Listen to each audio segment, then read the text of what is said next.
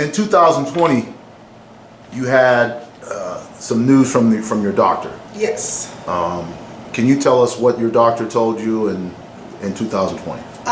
So right after I had my baby, I was diagnosed with breast cancer. So the whole time I was pregnant, I had cancer. I didn't know. So I ended up going to the doctors, like, hey, I still got this knot up under my arm. My baby's 5 months. They're like, oh, it's just nothing. Then I went back, and then that's when I was diagnosed with stage 2 breast cancer. Okay. So when you were you like sick? Did you feel sick or anything? I know you said you had a knot under your arm. But that's it. That's all that you have? Oh, they had a knot up under my arm, no other signs or symptoms to where they tell you to look for leakage or anything else. I had none of those signs. It was just a little knot, which originally my doctor misdiagnosed me. He thought it was a hair bump. So when they diagnose you, what do they do? They do like blood tests, or how do they? So I had to get another mammogram, had to get a 3D sonogram. Then I got the biopsy, and that's when you get the biopsy, that's when it comes back and tells you what stage it is, what grade it is. Okay.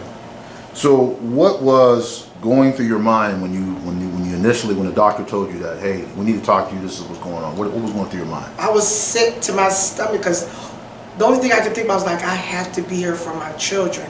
Of course, I didn't know too much about breast cancer. I knew people that had passed away. I didn't know much, but my thing was, I have to be here for my children. I have to fight. Like, these are my reasons for living, is my children. So, of course, it was the anxiety, it was depression, it was hurt, but I knew I had to stay positive because I always believe, like, how you think affects on how you will feel. You're right. I just told somebody something like that.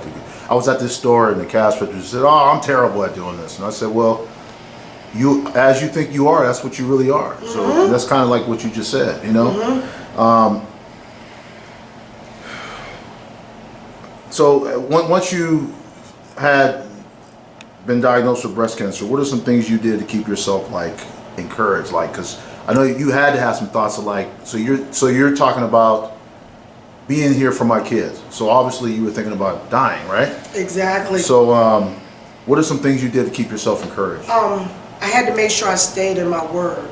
I had to make sure I was just praying even more. Even some days I was crying, I was depressed, but I knew I had to stay positive because I always felt like, okay, if I feel like I'm going to die, I probably will die. So my thing was, I always called myself Cassandra the Conqueror because I was like, I'm going to win, I'm going to win. I still got up, dressed like I was going somewhere. Right. So you got up and dressed? Yep. Okay. All right. Yep. So I still was going through the motions, still trying to make sure I was looking presentable, going through everything I was. It was kind of rough because then everything started taking place. Right. So what's a day like? Did you have like bad days, good days, as far as the way you felt when you were going through this? What was that like? Oh, definitely some bad days and good days. When I started doing chemo, I think mentally I'm like, okay, my hair came out. So I started making like drastic changes. I was still weak, but the thing is, going through chemo, I was seeing people where they couldn't walk, they couldn't talk. God still was carrying me on a pillow because I still was able to get my baby dressed, take them to school. Some days I was weak, some days I couldn't. My family and friends helped out.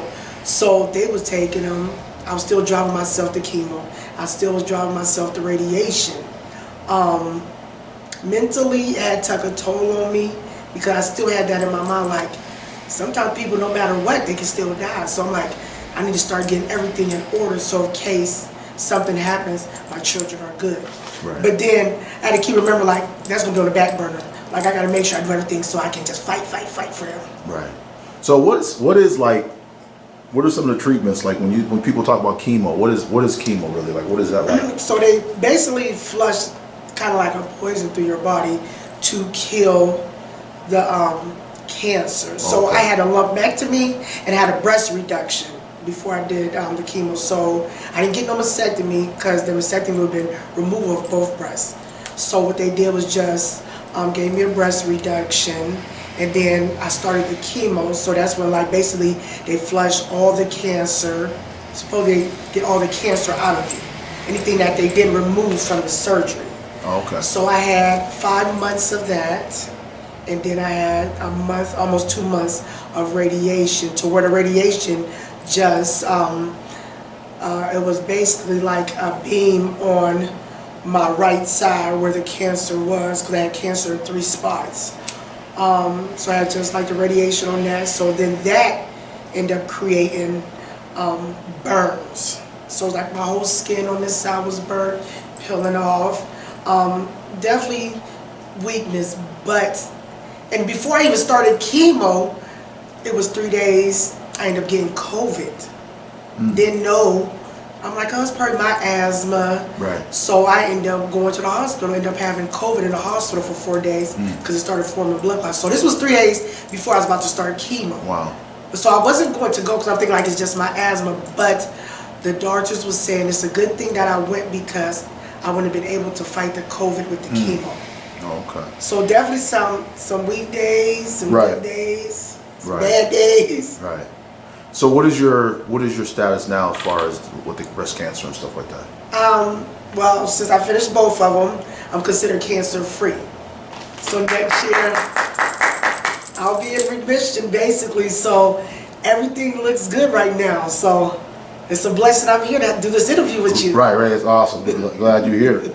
So any advice for someone going through the same thing right now? Somebody who's just got diagnosed, somebody who's going through it right now, any type of cancer or a tough situation, like life and death situation. What's your advice for them? My advice is you have to definitely stay in the Word. Some people might believe in God, they might not, but you have to stay positive throughout it all. Anything that's toxic, negative, you have to remove those, whether it's people, places, or situations. You have to remove those, because if you don't, things could definitely turn out worse than what they is. So I definitely did that throughout my journey. I started removing anything that was toxic or bad energy. Family, friends, it didn't matter what it was. It's just you have to.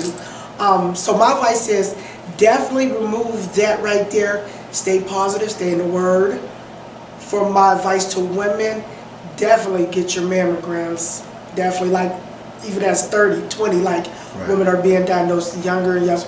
And then black women for sure. Like, we definitely, then we have to be adamant about our health. If we are not our own advocates, nobody will advocate for you but you. Right. So that's part of the best advice I can give. That's what I did on my journey.